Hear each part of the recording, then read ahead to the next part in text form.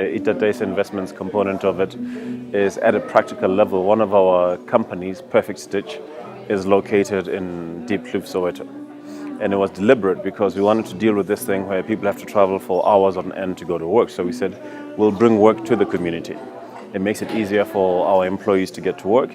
And we can also now practically stop being part of the cycle of creating opportunity away from where people live, which was one of the distinct features of the apartheid scenario, which disadvantaged people from the standpoint of being able to give the most because our people travel too long to get to work.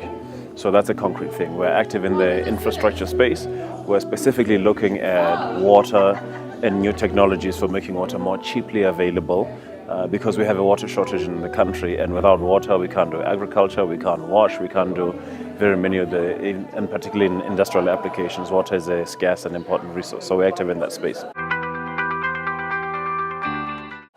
We're active in agro-processing. We're specifically looking to get cheaper and more effective sources of protein into the marketplace, which will, one, the cost will be lower because game is a lower cost input, and also the meat is better for you.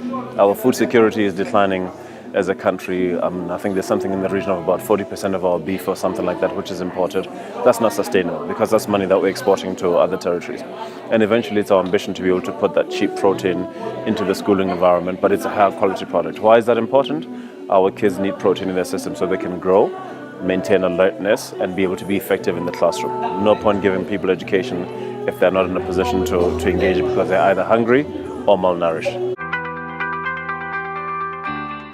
Vision 2030 is very important, at least for me, because it gave me a chance to reflect around our business activities and their relevance to what's good for the society. Because a lot of the times as business people, we are focused on what's good for our businesses, but that link can never be broken. Otherwise, your business ends up growing at the expense of the society rather than growing with and contributing back to society. And I think one of the key things that I saw coming out of the audiences that were here was an ability to reflect specifically and strategically about where the country needs to go, and from there, what their particular activities might need to be to build a better country.